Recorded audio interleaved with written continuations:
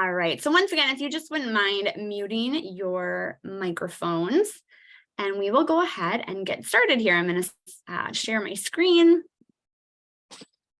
All right. Okay, so welcome to creating and embracing an AAC friendly home environment from a parent's perspective. So my name is Megan Hufton. I work with the Autism Society of South Central Wisconsin. I'm the development coordinator. I am also a mom to 2 boys with non-speaking autism. And then I am a certified autism specialist as well. So thank you for being here tonight. So just a little bit of background information on our family. So these are my boys here in the photo. So AJ is my oldest son. He is in the white shirt. He's 12 years old. He was diagnosed with autism at the age of 3. He also has hypotonia and an intellectual disability. My younger son, Asher, is in the blue shirt with the headphones. He is 11 years old. He received his autism diagnosis at the age of 4. He also has pica, anxiety, apraxia of speech, OCD, and most recently, epilepsy. So this is our family. So I'm going to go ahead and kind of give you a brief overview of what we do in our home to support the boys' AAC needs. Like I said, we will have time for questions at the end. However, if you think of something during the presentation, feel free to go ahead and put it in the chat, and I will check those at the end as well. That way you don't have to worry about forgetting it. So a little bit on our backstory and how we got to this point. So our jump into the world of AAC really started in 2016. So at that time, both of my boys were diagnosed with non-speaking autism. They were ages 6 and 4 at the time. And at this point, I also became a full-time single parent to the boys. They were enrolled in all kinds of therapy. So we were doing outpatient therapy, they were getting speech, they were getting occupational therapy, physical therapy.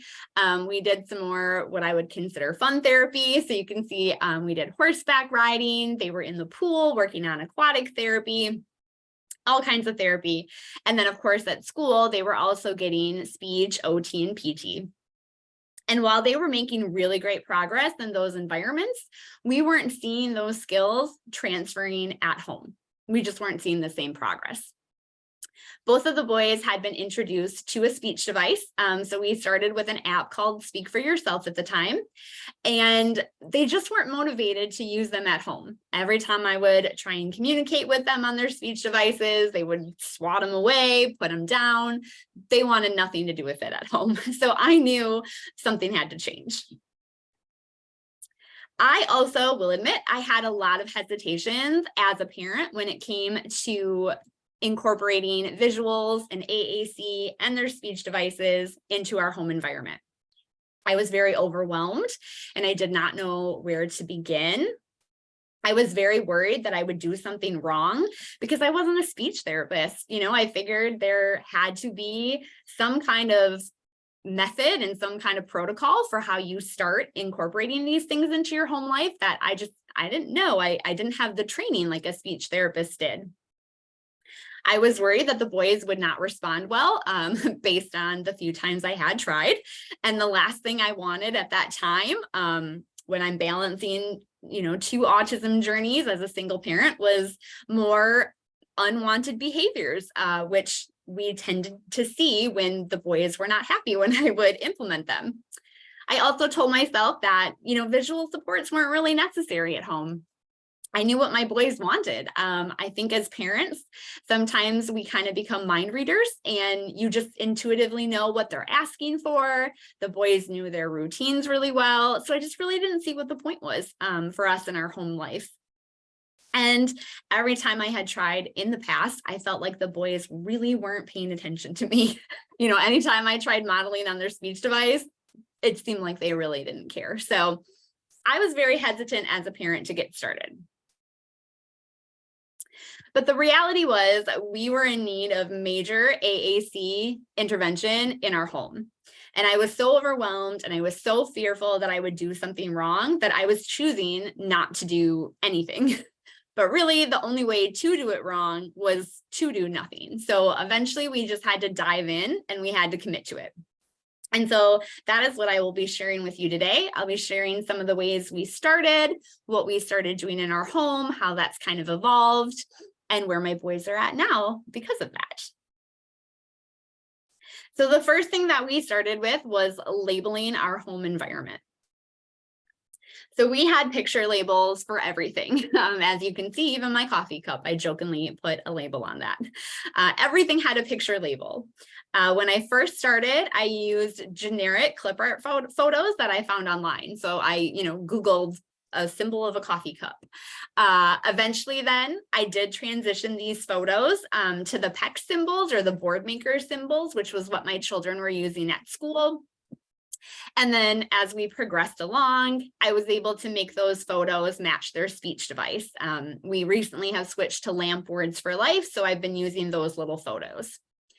Under every picture, I included the name of the item so that my boys were having increased word symbol association. So these are just a couple of examples from our house. We use kind of the clear storage bins to be my boys' dresser just for easy accessibility. So they have their photo and then the item of the clothing they can find in that drawer. In the picture on the bottom, that's actually a picture of our kitchen cupboards, which have been transformed into sensory fidget toys, all things like that. And all of the different containers that we use have a picture of what the boys can find in that. So kinetic sand, pop tubes, my son is obsessed with those. Whatever's in there, we have a picture symbol for that. So the boys can easily find what they are looking for. These are some other ideas on where we incorporated labels in our home. So for our art supplies, crayons, markers, glue, all the things. We do it in our pantry shelves. And what's really great about that is it allows my boys to independently help pack their lunches. It helps them get snack and food for themselves. And one of the life skills that my boys work on a lot at school is stocking shelves. So after we go grocery shopping, the boys can help me put groceries away and kind of work on some of those life skills and work tasks as well. And same thing in our refrigerator. I try to meal prep and food prep on Sundays, so everything is laid out for them. The sausage is pre-cut, the apples are in a container, the peppers, my son loves peppers, those are pre-cut and bagged up. And so once again, it makes it really easy for the boys to grab the food that they're looking for if they're helping me pack a lunchbox or if they're just wanting an afternoon snack. So that's really great. We talked a little bit about the dresser drawers and then also just the kitchen drawers, the kitchen cabinets, where do the plates go? Where do the cups go? The bowls go? Things like that. I will also share that it makes it really convenient when you have family over or babysitters over. They always know where they can find the dishes that they need because everything is labeled. So it works for everyone. We also started doing visual schedules. This has been hugely helpful for my boys in multiple areas. So some of the benefits of visual schedules that we have found and the research shows, they provide structure and predictability. We started incorporating them during COVID times when my boys were doing safer at home and online learning and online therapy. Having that structure was really important to them. It helps teach the concept of time and sequencing. It reduces transition anxiety. That was a big one for my younger son. It helps increase independence. It can be referenced throughout the day.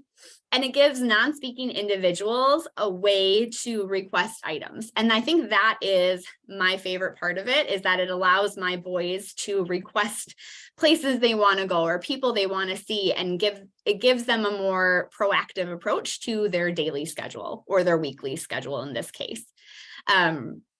So in the photo below, you can see my son is adding things to his schedule like he normally does. And then the picture on the top is the side of our refrigerator.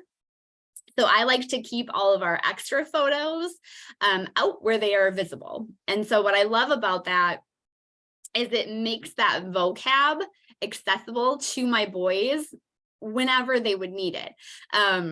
because what I have found is that if the picture and the symbol is not out, my boys don't have a way to ask for it then. It's like the word is missing for them.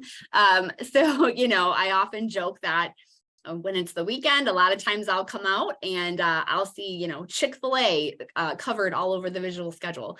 So clearly my son wants to go to Chick-fil-A or maybe his grandparents' photo is up there, meaning he wants to see his grandparents. So just having those pictures visible gives them that opportunity to ask for things and express what they're looking for. And especially when we were still really in the beginning stages of the speech device, trying to access, Chick-fil-A or something like that was really hard for them. They weren't sure how to find it. They didn't remember what folder it was in, but having that picture right there on the refrigerator makes it so much more accessible and easy for them.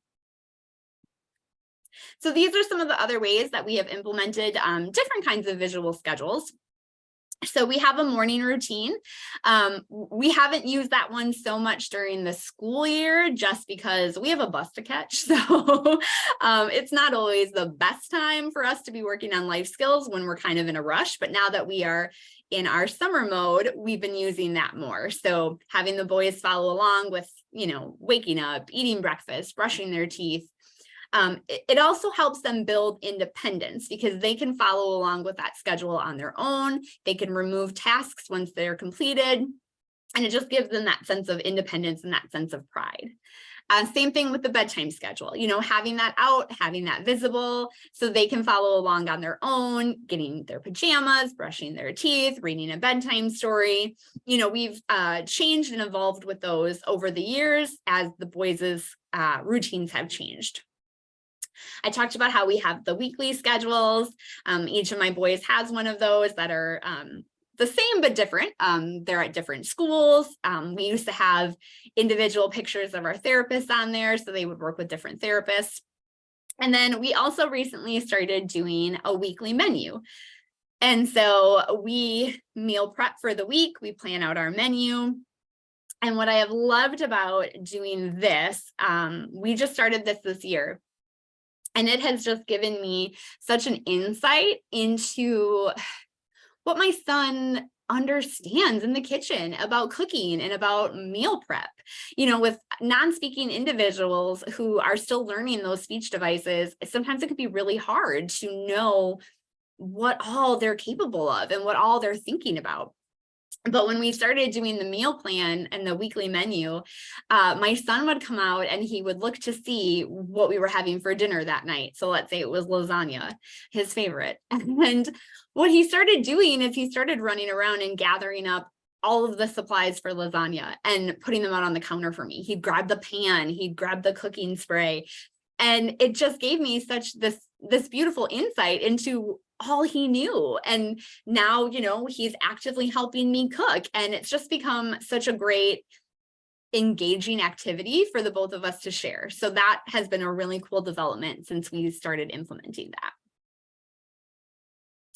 We also do some visual sequencing, especially when the boys were younger. We've been able to fade this out a little bit as they've gotten older, but it was very helpful in our younger years. So the benefits of visual sequencing is that it takes a big skill and it breaks it down into smaller tasks that can be focused on. And it provides the individual with a visual order of steps to follow. So for instance, when we think about, teaching the boys to brush their teeth, that seems like such a big daily skill that they need to learn. But when we break it down into visual sequencing, getting the toothbrush, putting it underwater, putting the toothpaste on, brushing their teeth, then I was able to really pinpoint what areas my son needed help with and what areas he could do independently. And so instead of, going in and doing so much hand over hand with him, I could see that, he can do steps 1 and 2. It's the squeezing of the toothpaste. So when we get to that step, we prompt a little bit more. I come in with some hand over hand modeling with the fine motor, but then he can move on to the final step and start brushing his teeth on his own. And so once again, kind of the benefit of these visual sequencing and so much of the visual supports that we use is that it does promote that independence with routines, with tasks, and just allows them to be more engaged in their daily life and in their daily skills. So these are some of the other ways that we have used visual sequencing throughout the year, and you can see my boys following along with many of the items. So we've done it for dressing. So whether it be picking out an outfit or then independently working on dressing, going over what items they need and seeing where they need assistance with that. Bathing has been a harder one. My children still require a lot of assistance with bathing. But when we have that visual sequence up in the bathroom and visible, we can still reference it. So we can still talk about what I may be helping them with and following along with that sequence in hopes that they can build that independence with it as time goes on.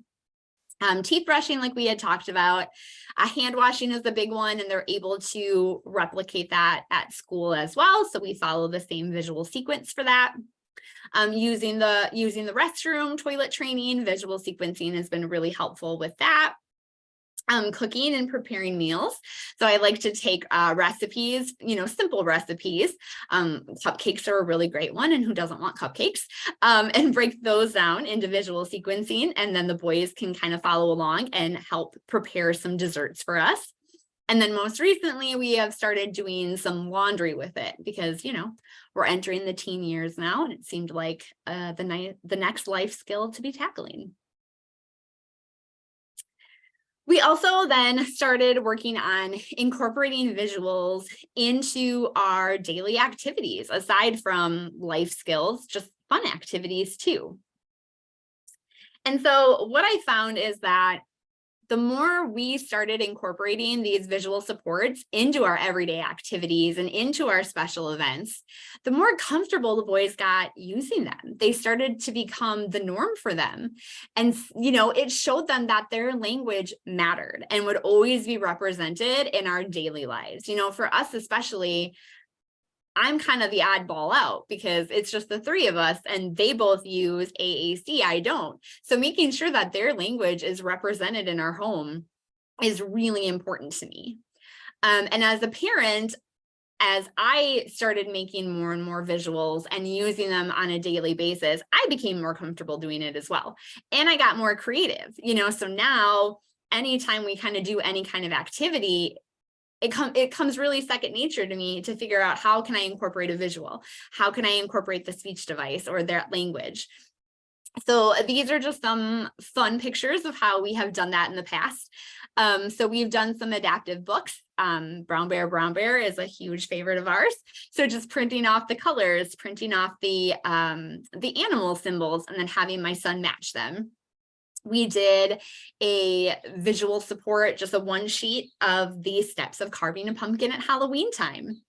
Down on the bottom, we participate in Elf in the Shelf, but we do ours a little differently. So our elf does like a scavenger hunt for the boys, and he leaves AAC clues so that the boys can follow along in that scavenger hunt using visual models.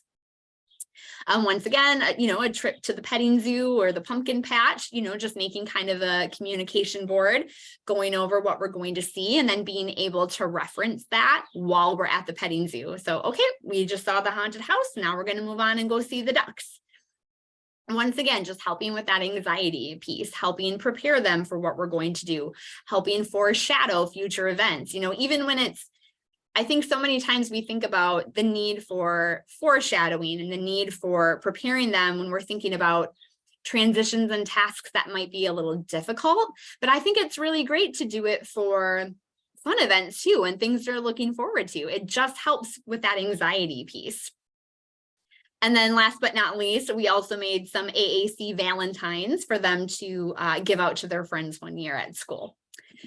So those are just some more fun ways that we do it. By all means, like I said, we've been doing this for about 7 years now. So, I didn't start out making custom Valentines with AAC language. We got to that point. So, over time, it has become a much larger part of our just daily life, but it did not start out that way. So these are just some other areas where we have incorporated visual supports for the boys. So when my boys were doing the middle picture, you can see there, like I said, my boys did a little bit of aquatic therapy in the summers. And that's a really good place to have a voice and to be able to communicate. But it's not a great place to have an $8,000 speech device, by a pool, by water with kids who love to splash. So what we did is I was able to take a screenshot of their homepage, because their program was on like an iPad device. And so we printed that off and we laminated it, because that gave them some of their core words like yes, no, more, stop, things like that. And then on the back of it, I was able to take some pictures of the different gadgets and tools that they use in pool therapy. So maybe the ladder, maybe a kickboard, they use little pop-it toys, things like that. And we put that on the back of it. And then I just went to the Dollar Tree and got, one of those little kickboards, and we just Velcroed it on top of that. And then their vocab could float around in the water with them. So that was a really great way for them to have some communication options in a pool. We have done shopping lists. So I am not one to take my boys on, weekly big grocery trips. But we do like to take smaller trips to the grocery store where we have a very set number of items we're shopping for, just to work on our shopping skills. So we like to use the ChoiceWorks app, which is technically for scheduling, but it works really great for shopping lists too. You just implement the photos you want, and then we slide them over when they're all done. So it's a great way for them to follow along. For outdoor activities, that's another great place to have a way to communicate and see your language. So both of my boys are learning to ride adaptive bikes, and we are working on stop and go, left and right. And so we were fortunate enough to have a connection with one of the band teachers, and she was able to get us one of the little stands that they connect to the instruments for marching bands. We duct taped that thing to my son's bike and secured a little communication flipboard. So now when I am running alongside of him and I need him to stop, I can flip to the stop sign and he can reference that visual support as well. We also have done emotion boards using our favorite Inside Out characters, just putting down the different emotions that my son may be feeling, either one of my sons. And then some of our favorite coping mechanisms on the bottom. Emotions are really hard for my boys to identify and understand, both in themselves and in others. It's something we are always working on. So having those emotions out and visible that we can reference to has been really nice to help build those skills. And then finally, we like to keep a communication book in the car. So for us, my boys are on LAMP Words for Life currently, and there's a PDF document on their website that you can download, and we had it printed off at, I think, Office Max and binded. And so we keep that in the car. Not only does it help if we forget a speech device or if a battery dies, but I always just think too, in case, heaven forbid something ever happened and we are encountered with, first responders, they may not know how to necessarily use the iPad, but flipping through and, finding a picture of help or mom or home might be a little bit easier for them. So we like to keep that in the car as well as a backup. So then the final kind of step that we took in our house was increasing the AAC modeling, which 100% laid on me. So my best advice in this regard is just model, model, model. The best way that I could motivate my boys to use their speech generated devices was for me to model language on it as much as I possibly could. So I would comment on their choices or their activities. So you can see my son's enjoying a bubble bath, and I just, put Asher's in the bubbles, or Asher's in the bath, or Asher likes bubbles. He likes to hang out on our porch. So just, you like porch, Asher's in the porch. One time, the bottom picture, I was doing some laundry and my son wanted a bike ride.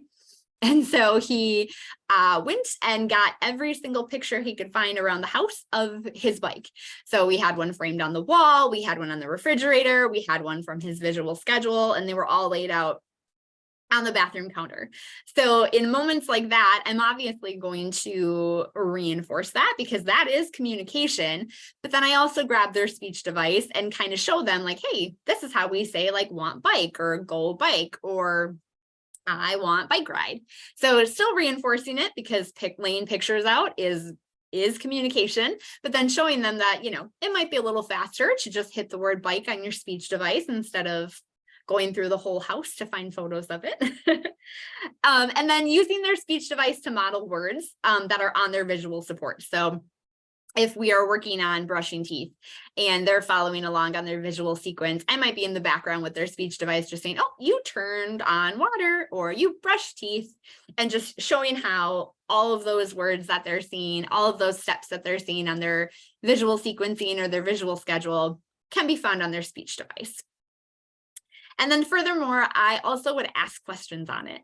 So by all means, I wasn't expecting responses from them, but just showing them that, hey, this is how we communicate. We can also ask questions, and just always using it as I'm verbally speaking with them.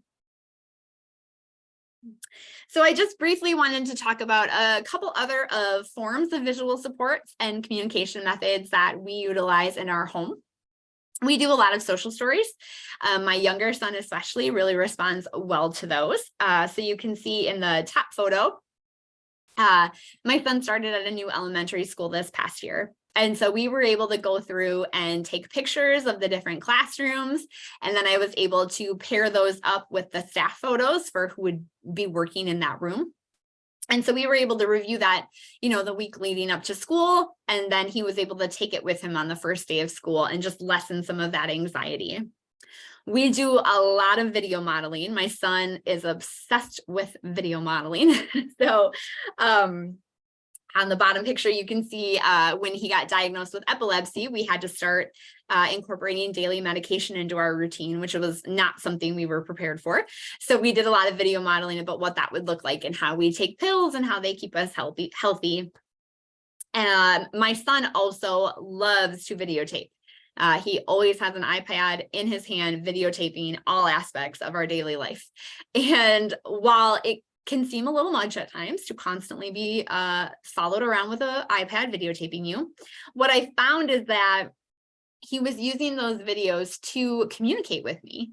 So for example, one day he brought me a video and it was just this random building and I couldn't place it. He was very set that he was trying to communicate something to me about this specific building. So I took a screenshot and I did what we all do. I went to Facebook and posted a photo of it and said, can anybody help me identify this building? Well, here it was the backside of our local pizza place, which we rarely go to. When we have pizza night, we have delivery usually. But we drive past it on our way to Madison when we are running errands. And he went back, found a video that he had taken when we were driving to Madison, found that building, and that was his way of telling me he wanted to get pizza that night. So very, very good with problem solving when he has those options. Another thing that he loves to do, my younger son, is communicate through Pixar movies. So the boys have Kindles. They have a lot of Disney movies, Pixar movies. Their favorites have been for years. And what I have found is that my son started playing specific movie clips to communicate messages to me. And at first I did not connect the dots. I just thought, wow, he's really focused on a certain scene today, like playing it all the time. But then I started realizing certain clips were being played over and over again at certain times during our day. And I think the big one that stopped me in my tracks was when we went into Safer at Home. And I, had to talk to my son about school was closing, but we kept it very brief, just school's closed, we're not going to go. And the first day we were home then for that, my son sat next to me and he put Finding Dory on. And I thought, well, that's kind of interesting. We don't watch Finding Dory very often. And if you're familiar with Finding Dory, you may know the quote I'm talking about, but all of a sudden I just heard on repeat, we're in quarantine, we're in quarantine, we're in quarantine. And I thought, okay, that's not a coincidence. That is not a coincidence. So little moments like that, a few months after that, we were at a birthday party for his cousin. And I started hearing, we were getting ready to sing happy birthday. And if you're familiar with the movie Sing, all of a sudden the elephant was singing happy birthday.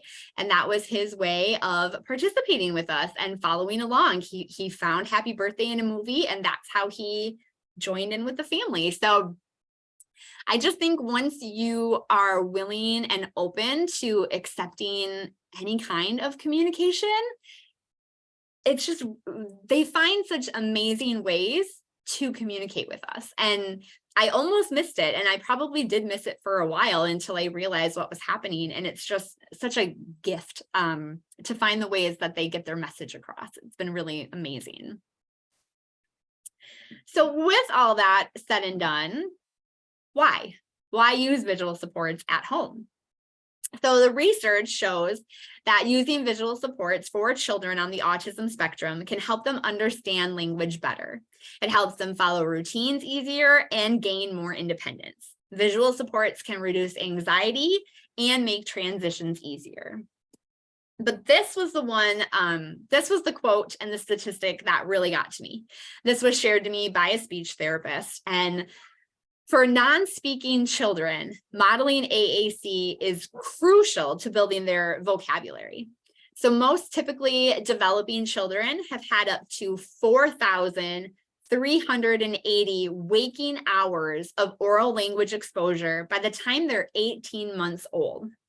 And it would take 84 years for a child being exposed to AAC with modeling 2 times a week for 30 minutes to reach that same exposure level. And the reason why they say the 2 times a week for 30 minutes is, in our experience, at least, that's kind of what a typical speech therapy schedule looked like for my boys when they were younger. 84 years. We didn't have that. We didn't have 84 years. I need to know what they're thinking, and they have a right to communicate now. So that was really kind of the changing point for me, was seeing a statistic like that. So how to get started? So the first thing that, we did, anyone probably needs to do, is gather supplies. Cardstock paper, I usually recommend because it's a little more heavy duty. We went out and purchased a laminating machine, especially helpful if you have children who might be ripping paper, if you have children with pica. Having that lamination can help. Magnets, we always get the ones that are pre-cut in squares just to save us some time, and the Velcro dots. Those were kind of the main supplies that we needed. So when it comes to obtaining labels or obtaining your symbol pictures, there are a couple different options that you have. Like I said, when I started, I just went to Google Images and I was searching for kitchen PEX symbols, kitchen clip art, things like that. You can also go ahead and use real life pictures. So, take a picture of your spoon, take a picture of a cup. For my older son, AJ, he does respond better to real life pictures. And there are definitely some areas where I think real life pictures are more beneficial. For instance, if my son were to see a clip art photo of a store on his schedule, he's not really going to connect that to anything. But if he sees Target on his schedule, he's going to get excited for Target. Boardmaker Online is a program that I use quite often. For parents, educators, anyone really. They do offer a plan where it's $9.99 a month and you get unlimited access. You can go on and get their templates. You can start from scratch, all of their symbols, so you can go in and create whatever kind of documents that you may need. That's how I started, was with Boardmaker. After I went to Google, we got on Boardmaker. And then depending on what kind of communication program your child may be on, if they are using a communication program, if it's on like an iPad, you can also do a screenshot. And, that's how I did the communication board for the swimming pool. I just did a screenshot of that home screen. I want to point out here too that in many cases, you can also ask the speech therapist, ask the special education teacher, whoever your child is working with, for extra copies, especially if they're using some visual supports at school or in their therapy. But I found that once we were really committed to this, I needed a way to be able to make them at home by myself. I didn't want to always have to be relying on a therapist or on a teacher. Like, I needed to be able to make them on a Sunday night if I needed them Monday morning. So that is why I looked for options on how I could do it myself at home. So then just some of my tips for success, just one mom who's done it and had some luck with it. So when it comes to using visual supports, by all means, creating visual supports can feel like a lot of work and potentially little payoff in the beginning. I've never brought out a visual support and my kids got excited right away. But keep going, just keep going. It does pay off. It's worth it. Don't be afraid to change the format of the visual supports or the symbols used to meet your children's need. So we have changed things up constantly in my house. So for an example, this whiteboard that was a calendar at one point was what we used in the beginning. We had this in the kitchen. It had all of my boys' favorite foods, what they might need as far as plates, bowls, forks, all their favorite drinks. And when we first started, I would just kind of present them with the board and kind of ask them what they were looking for in terms of a snack or whatnot. As they got more comfortable with that, then, we started moving the food photos to the refrigerator, to the pantry door. Once my boys got a little bit more familiar with understanding, like, okay, if I want yogurt, I'm going to go ask for it at the refrigerator because that's where the yogurt would be stored. So don't be afraid to, change those visual supports to meet your children where they're at. My other tip would be to start small. So pick one area of your house to focus on first. Don't try and label everything all at once. For us, starting in the kitchen was really easy because there were just a lot of really great communication opportunities in the kitchen, with drinks and snacks and needing plates or, anything like that. And same thing with visual sequencing. Pick one or two tasks that are important to you to increase independence with and start there. So for us, we thought that hand washing was a big one as my boys were working on toilet training. Getting dressed, we worked on later. So we didn't start with that because mornings can be hectic already. We didn't need to work on also adding that layer of challenge to our morning routine. So pick one or two areas that are important to you and your family and start there. And then my final step or tip is just know that, that creativity and your ability to find ways to incorporate visuals into new activities will grow over time. Like I said, we didn't start doing all of this, but over time we've gotten more comfortable with it. As far as modeling goes, my tips for success with modeling, definitely give yourself time to learn that speech device. Some of them are really user-friendly. Some of them can be a little challenging, especially if you're just, a parent like I was. So don't be afraid to use and model the word finder feature as well. So when I need to find a word on the spot and I don't know where it is, I show my son like, hey, here's how we search for words. Let's pull up your word finder. Another thing that I would do in the beginning is after my children would go to bed and I would be plugging in their devices for the next day, I'd play on it. Sometimes during the day, I would jot down little notes about words that came up in our daily activities, like, hey, I should really look for that word. And then at night, I would sit down and try and find them. If your child doesn't seem to be paying attention, keep modeling. Just because they are not watching doesn't mean that they aren't paying attention and hearing everything that you're doing. So there have been times, for instance, we talk about weather a lot and the boys would talk about weather at school, what it's doing outside. And it never seemed like my kids cared about the weather at all. They weren't actively engaging with us at the time. But then one day we were driving home through a thunderstorm. And when we got home, my son started talking about the thunderstorm. So even though it may not have seemed in the moment like he was fully engaged in our little weather chat, he knew how to find thunderstorm then when it applied to his life. So keep going, keep modeling, even if it seems like maybe they're not directly watching. And then finally, don't feel like you need to model complete sentences in the beginning. So stick to a few core words to model. My kind of rule of thumb is I always try and match where my boys are at. So if my boys aren't necessarily at the point where they're typing out full sentences yet, like I want a cup of milk, maybe just model like, oh, you want a cup of milk, just getting those core words across. And then you can always expand on that later. But that way you're not overwhelming them. You're kind of meeting them where they're at with their language. And it just makes for a simpler process and gives them a better chance to succeed.